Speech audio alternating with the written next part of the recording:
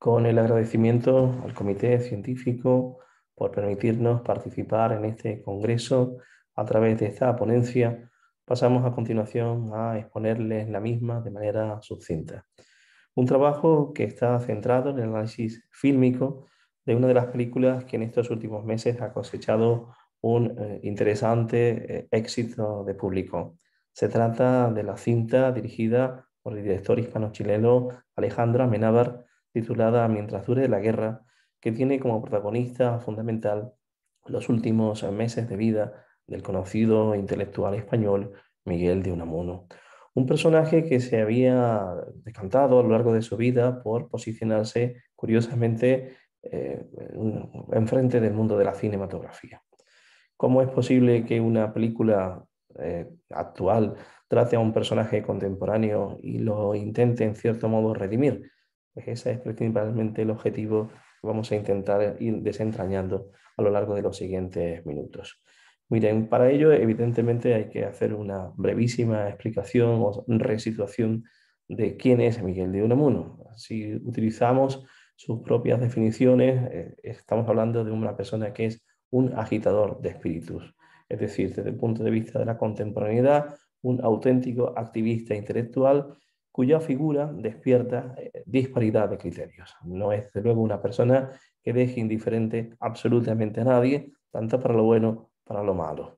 Estamos hablando de un profesor, pensador, ensayista, novelista, dramaturgo, poeta, periodista, en definitiva, de múltiples perfiles expresados a través de una extensísima producción intelectual en la cual, bueno, pues a través de gestos, de acción, de actuaciones y de proyectos, pues se habla de una personalidad compleja que desarrolla en plena libertad su opinión y su integridad personal.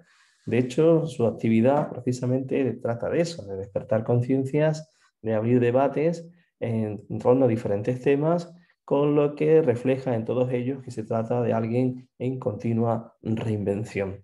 De hecho, el llamado estilo unamuniano es un discurso, o se puede ver a lo largo de un discurso que suele estructurar siempre en opuestos como reflejo de la época histórica en la que le toca vivir. No se olviden que la vida de Unamuno transcurre fundamentalmente en su etapa de madurez, desde finales del siglo XIX hasta las primeras décadas del siglo XX.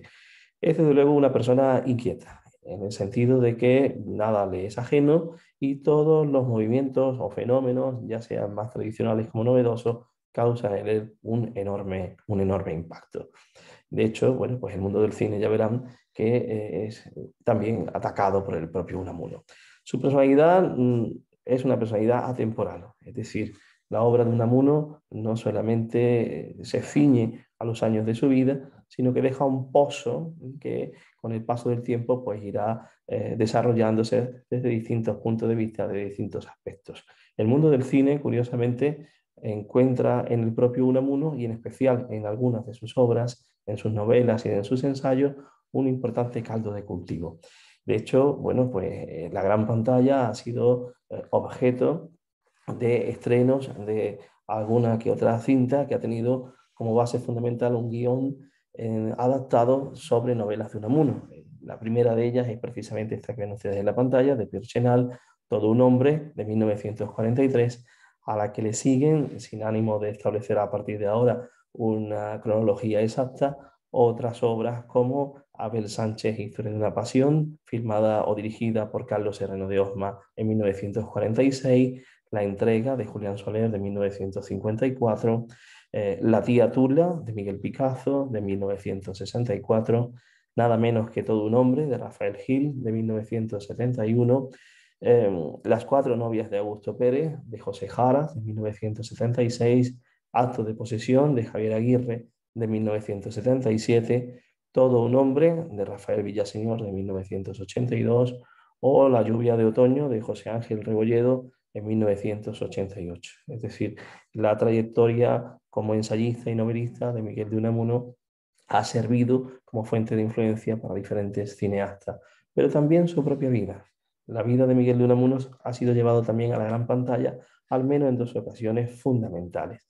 La primera de ellas es esta obra que ven ustedes aquí, premiada en distintos festivales, dirigida por Manuel Menchón en 2015 y titulada La Isla del Viento, en la que este cineasta hace una recreación de los meses en los cuales Miguel de Unamuno estuvo exiliado en la isla canaria de Fuerteventura a través de una estética, como ven ustedes en algunos de estas capturas, tremendamente preciosista.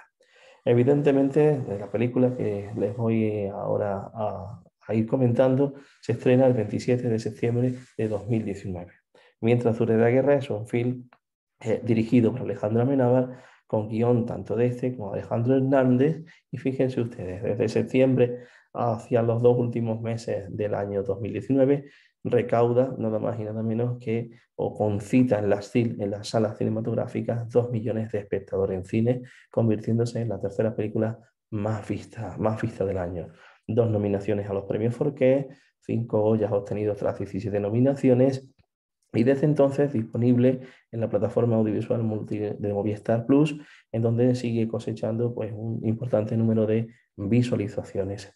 El cineasta hispano-chileno Alejandro Amenábar realiza en el metraje de la película lo que podríamos denominar y simplificar como una visión cuasi heroica de Miguel de Unamuno. Y fíjense que llegamos al siguiente punto, que es la clave de este estudio. ¿Tiene el cine la capacidad para perdonar a un protagonista contemporáneo absolutamente irredento? Y es que efectivamente Miguel de Unamuno a lo largo de su vida y en sus obras ha dejado pues todo un pozo de opiniones negativas respecto al cine. En conocidos periódicos españoles y argentinos, así como en notas manuscritas inéditas que han sido publicadas tiempo después, Unamuno expresa que él no es un espectador asiduo a las salas, pero que aún así va a convertirse en un, digámosle, espectador con sumo criterio, posicionándose en contra de la cinematografía. De hecho, y en paralelo a otros intelectuales coetáneos de este autor bilbaíno, va a considerarse desde entonces, por la parte de la historiografía, como un cinematófobo furibundo. Las críticas de Unamuno hacia el cine son críticas que van directamente a la esencia, a atacar a la esencia misma del cine, a los tecnicismos que se utilizan en el lenguaje audiovisual o incluso a la escasísima relación que en su opinión existe entre el montaje y el mundo literario. Algunos de los epítetos que dedica el pensador son los de hórrido, antiartístico, fatídico o drama pantomímico. Dice Unamuno que el cine está lleno de gestos vacíos y que el lenguaje es muy parecido al que se desarrolla curiosamente en el propio Parlamento español, al que en ocasiones denomina cine parlamentario. Fíjense ustedes que una de sus opiniones dice lo siguiente: me molesta bastante, refiriéndose al cine, primero los ojos y luego al espíritu. De entre sus críticas también destaca el excesivo exhibicionismo que, bueno, pues atestigua en determinadas actrices, o también a acciones violentas que dice que en muchas ocasiones son caldo de cultivo para que la juventud, cuando ve esas películas, desarrolle esos mismos instintos, ¿no? En definitiva, Unamuno dice que todas las tecnologías de la comunicación están envueltas en una especie de envoltorio absolutamente superfluo, que lo que consiguen es contribuir a generar masas que actúen de manera inconsciente, reflejando esas acciones violentas que ven en el cine en la vida diaria. Y en ese sentido establece una interesante dicotomía entre historia y cine, entendiendo que la historia es la sucesión de hechos que perduran en el tiempo, mientras que el cine son simple y llanamente una serie de sucesos episódicos que se van alternando y que no tienen ni siquiera ningún rasgo de historicidad. En definitiva, para Unamuno el cine no es arte, no es una fuente visual que permita el conocimiento directo. Se llega incluso a definir como un teatro sin literatura. Y en definitiva, bueno, pues eh, clama porque no contribuye la cinematografía a la formación de la persona, sino todo lo contrario. El ver una película termina embruteciendo a esa persona. Así que no es de extrañar en esta tesitura esa otra frase que tienen ustedes aquí en pantalla, en la que dice: me chiflo del cine y me quedo con la vida. El público no quiere tener que pensar. En definitiva, el único resquicio que Unamuno concede al mundo de la cinematografía es el que denominaríamos cine documental. Aquel que, a diferencia del comercial, pues sí posibilita, sí permite el acceso directo al conocimiento de hechos concretos. Y en esa única salvedad permite la existencia de cierta vía estética que permita la interacción de elementos alejados de lo que podríamos denominar lo ficcional, lo propio del cine. Fíjense ustedes que con estos ingredientes, al acercarse a la personalidad de Unamuno desde el cine, curiosamente, no deja de ser un auténtico reto personal. De hecho, el propio Alejandro Amenábar manifiesta en reiteradas ocasiones, cuando la película se estrena, que está ante uno de esos retos en su carrera cineasta más atractivos y más atrayentes, porque entre otras cosas conseguir acercarse a una personalidad tan poliédrica y tan compleja como la de Unamuno, pues le va a llevar una ardua tarea. Evidentemente, para bucear en la personalidad de Unamuno, Amenábar recurre a la extensísima bibliografía que habla y que piensa o que intenta bucear en el pensamiento de este intelectual. Existe un enorme espacio interior muy embarazoso, lleno de sorpresas casi inabarcables, al que el propio director hispano-chileno hace mención a lo largo de las distintas entrevistas y establece un punto de partida. Amenábar cree que la peripecia y la controversia pues son oro puro para la dramatización y por lo tanto va a ser la raíz desde la cual construya a su personaje. A raíz de ello, y siguiendo esa raíz, buscando sobre todo un perfil, el perfil más humano, aquel que va a ser capaz de demostrar los sentimientos de una manera libre. De ahí que su película pues, sea inclasificable desde ese punto de vista, porque a veces estamos ante una película de base histórica que mezcla el drama con el thriller. Para acercarse a la vida de Unamuno, el director hispano-chileno va a hacer una acotación temporal fundamental.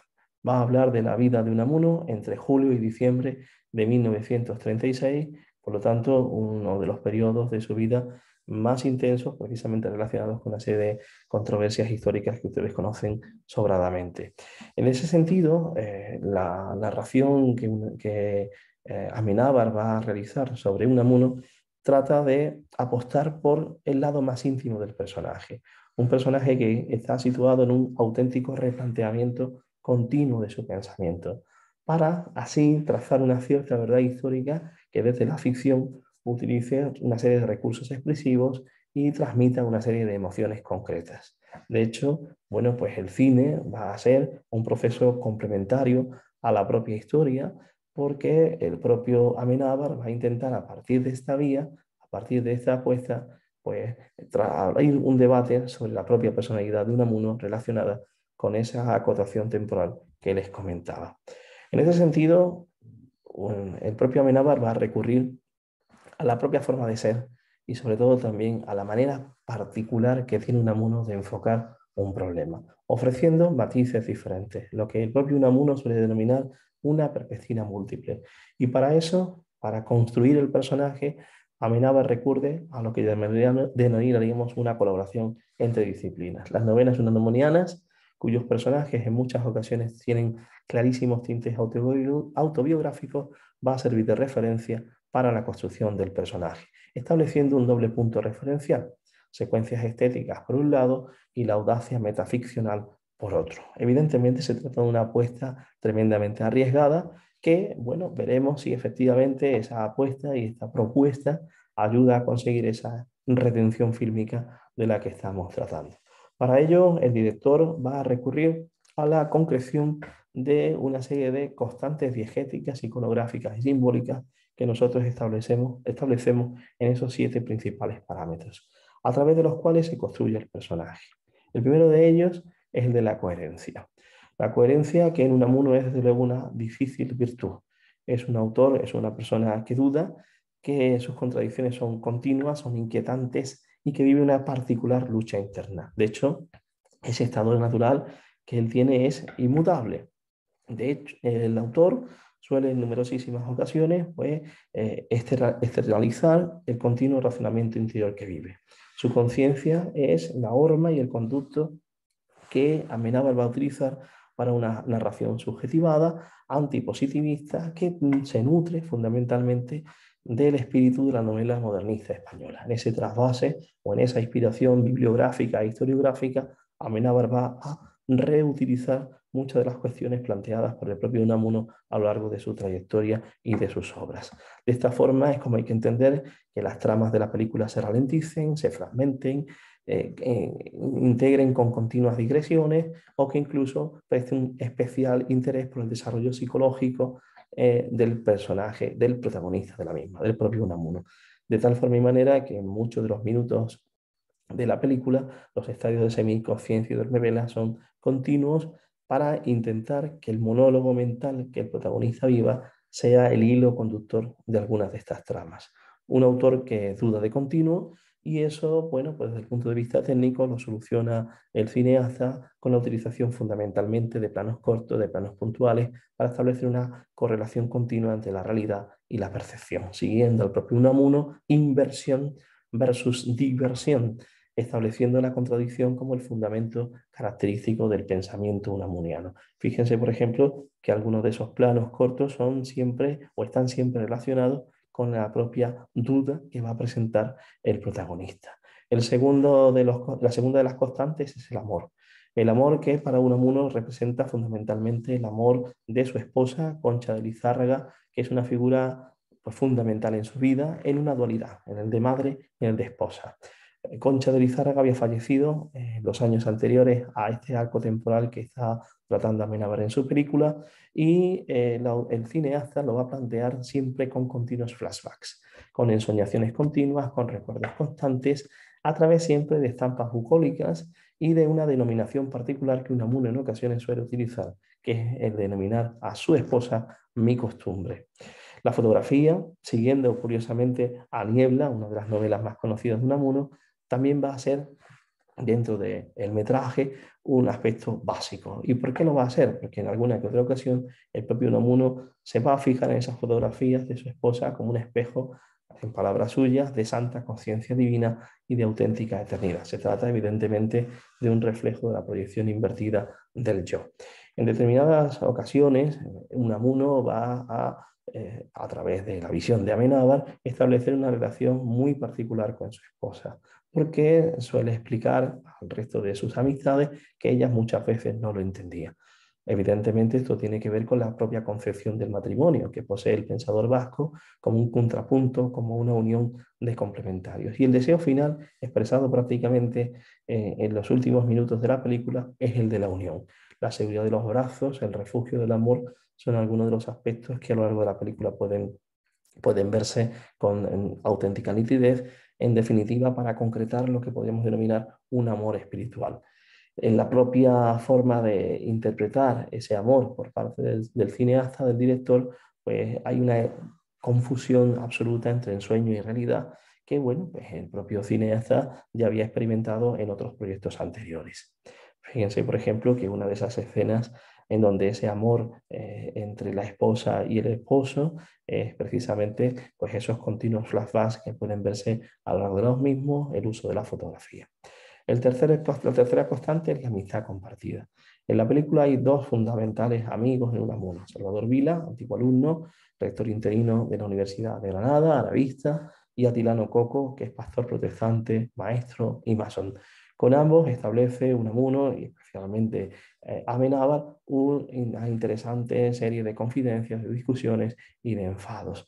Evidentemente los dos van a sufrir la represión de las tropas sublevadas en momentos diferentes del metraje y el propio Unamuno va a convertirse en la Salamanca de entonces en una persona que reciba numerosísimas peticiones de auxilio de las víctimas del bando, de la represión del bando sublevado. Evidentemente esos miedos y esas contradicciones van a estar presentes en muchas de estas escenas en las que aparecen los tres amigos o con el paso del metraje con la última de las capturas del profesor que llega desde Granada para pasar las últimas vacaciones en Salamanca. La cuarta constante es el signo de la cruz. Unamuno es un auténtico heterodoxo, una persona que muestra una excepcional angustia existencial, pero que parte de la honestidad y el inconformismo como un sentimiento de existencia y de todo cuanto acontece. La búsqueda de Dios es una de sus vías fundamentales, una de las especulaciones más importantes sobre el sentido de la religión y de sus prácticas más habituales. Y en la película, bueno, pues en muchas de estas ocasiones suele verse como una especie de demonio familiar que actúa de voz de conciencia, desde el punto de vista de que el propio protagonista entiende lo religioso, pero desde un sentido absolutamente ontológico. Cuando existe una crisis, Unamuno, a través de la visión de Amenábar, recurre a la figura de un crucifijo para precisamente pedir explicaciones ante sucesos que él mismo está viviendo. La quinta constante es la especial relación establecida entre el abuelo y el nieto, entre el pensador octogenario y un niño de unos 7 años. Evidentemente aquí sale a relucir el Unamuno más entrañable, el más sencillo, el más cercano, el incomprendido, que curiosamente es entendido por la inocencia del chaval, y en definitiva, bueno, pues esa especial relación entre el uno y el otro va a establecer la Amenábar con un interesantísimo juego en donde la papiroflexia y los dibujos cobran una especial relación.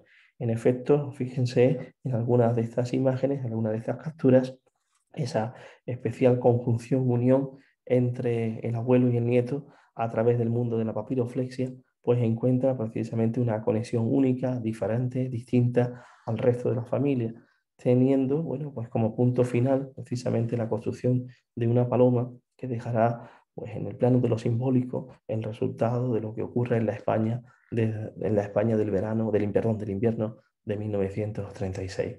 El sexto y penúltimo de las constantes es la urbe y su entorno. Salamanca está retratada en la película de Amenábar a lo largo de 15 localizaciones distintas en las que se muestran pues, hitos urbanos los más característicos de la ciudad. Una ciudad que había atrapado a este genio bilbaíno y que bueno, pues, se había convertido desde hacía muchísimo tiempo en su escenario vital por excelencia. De hecho, Unamuno y Salamanca, a través de la película de Amenábar, constata un hecho que es muy propio de la historiografía, la singular simbiosis que existe entre el pensador y ese escenario histórico, la propia indumentaria, el color negro de la misma y la relación especial, bueno, con una ciudad que ofrece sus entornos más singulares e históricos al servicio, en este caso, de la concretización del personaje, que ustedes, bueno, pues lo van a ir viendo a lo largo de diferentes localizaciones. Evidentemente, la última constante es el fanatismo, en donde, bueno, pues el punto álgido y dramático es fundamental. No se olviden que estamos hablando de una época en la cual, bueno, pues el trasfondo es el desastre, el golpe de Estado y el fracasado golpe de Estado y el comienzo de la guerra civil. El propio Unamuno, bueno, pues en su misma contradicción vamos a verlo reflejado pues desde un primer apoyo en los comienzos del golpe con el paso de los días y viendo la represión que está sucediendo a su alrededor, es una crítica furibunda, en donde, bueno, pues a lo largo de sus escritos aparecerá esa famosísima frase de los unos y los otros, cambian los demás y yo no. Evidentemente, dentro del fanatismo, pues va a haber una escena absolutamente clave y la especial relación que va a existir entre el propio Unamuno, el general Millán Astray y el general Franco. Esa escena que les digo, en donde el punto álgido se alcanza, precisamente porque está cargada de drama y de intención dramática, es la celebración del Día de la Raza que ocurre en el Paraninfo de la Universidad de Salamanca el 12 de octubre de 1936. En el debate que subsiste sobre la veracidad de lo ocurrido allí, bueno, pues Amenábar se posiciona sobre una de las corrientes que trata de explicar la sucesión de discursos que provocaron el que Unamuno, que en un principio no iba a hablar, tomase la palabra y evidentemente empezase a pronunciar una serie de frases que se han convertido casi en míticas. Entre ellas está como la de venceréis, pero no convenceréis, y venís aquí al templo de la sabiduría. Pues evidentemente con estas 7 constantes el propio Amenábar trata de, en cierto modo, trazar un aspecto más íntimo, más heroico del propio Unamuno, convertido evidentemente por su propio mérito en una de las personas más importantes, más significativas del panorama del pensamiento occidental. No sabemos exactamente qué hubiese dicho Miguel de Unamuno tras ver la película. Sí sabemos que en ocasiones llegó a rechazar su propia voz escuchada en un fonógrafo, entendiendo que se trataba de una especie de voz de un cadáver galvanizado, y que incluso ver una película, llegó a decir en ocasiones, en la que aparecía una persona difunta, era algo así como repetir una experiencia cercana a la taumaturgia espiritista. El caso es que Amenábar trata con esta adaptación digresiva de la historia, pues adaptar a su visión del personaje, un personaje al que capta desde perspectivas muy diferentes y que por supuesto intenta desmitificar a través de lo humano, para convertir así a Miguel de Unamuno en el centro de un debate actual en el cual pues, el pensador bilbaíno se presenta como un héroe de carne y hueso, muy diferente a esas prejuiciosas imágenes que podrían tenerse del mismo. Eh, Todo y cuanto les acabo de manera sucinta de explicar será evidentemente pues, mucho más desarrollado con precisión en las actas de este congreso. Muchas gracias.